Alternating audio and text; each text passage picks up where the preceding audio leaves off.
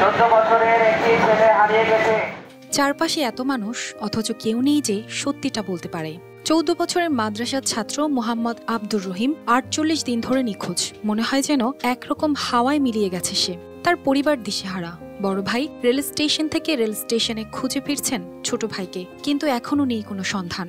আমি চট্টগ্রাম পর্যন্ত খুঁজেছি, 14 গ্রাম খুঁজেছি, সব জায়গায় আমার ভাইকে আমি খুঁজেছি, আমার ভাইকে কোথাও আমি পাচ্ছি না।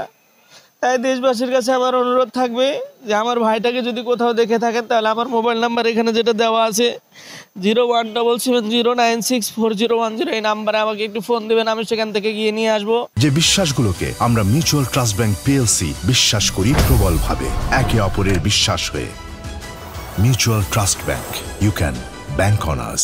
রাজশাহীর বীরস্তৈল পূর্বপাড়া মাদানী মাদ্রাসার প্রথম বর্ষের ছাত্র আব্দুর রহিম। তার বাড়ি বালিয়াডাঙ্গা গ্রামে। 17 ডিসেম্বর রাতে ঠিক 9টার পর মাদ্রাসা থেকে নিখোঁজ হয় সে। পরিবারের ধারণা সেখান থেকেই হারিয়ে গেছে রহিম। আত্মীয় স্বজন, বন্ধু বান্ধব সব জায়গায় খুঁজে দেখেছেন তারা, কিন্তু কোনো হদিশ মেলেনি। 1 মাসেরও বেশি সময় কেটে গেছে। 20 জানুয়ারি ফেসবুকে একটি লাইভে দেখা যায় ব্রাহ্মণবাড়িয়া রেল স্টেশনে মুমূর্ষু অবস্থায় পড়ে আছে এক কিশোর। পরিবারের কাছে সে ভিডিও পৌঁছালে তারা ছুটে যায় সেখানে, কিন্তু পাওয়া যায়নি। কোথায় গেল আব্দুর রহিম? সে কি এখনো জীবিত? যদি থাকে তবে সে কোথায়? বড় ভাই মাওলানা আব্দুল্লাহ এয়ারপোর্ট থানায় সাধারণ ডায়েরি করলেও নেই কোনো অগ্রগতি। ফেসবুকে একটা লাইভ আমাদের দৃষ্টিগোচর হয়।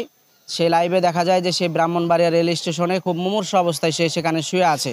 সাথে সাথে ব্রাহ্মণবাড়িয়া থানার ওসি স্যারকে বললে ওসি স্যার সেখানে ওনার টিম নিয়ে গিয়ে গোটা স্টেশন, ব্রাহ্মণবাড়িয়া পুরো রেল স্টেশন, সেখানে জিআরপি পুলিশদেরকে সঙ্গে করে নিয়ে তিনি আশেপাশে পুরোটা খুঁজেন, কিন্তু সেখানে আর খুঁজে পাওয়া যায়নি।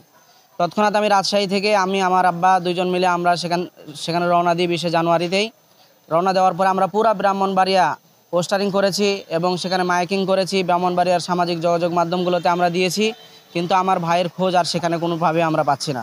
যার হারায় সেই বোঝে হারানোর কি যন্ত্রণা। মোহাম্মদের পরিবারের একটাই চাওয়া, ভাইকে ফিরিয়ে দেওয়া হোক যেই কোনো মূল্যে।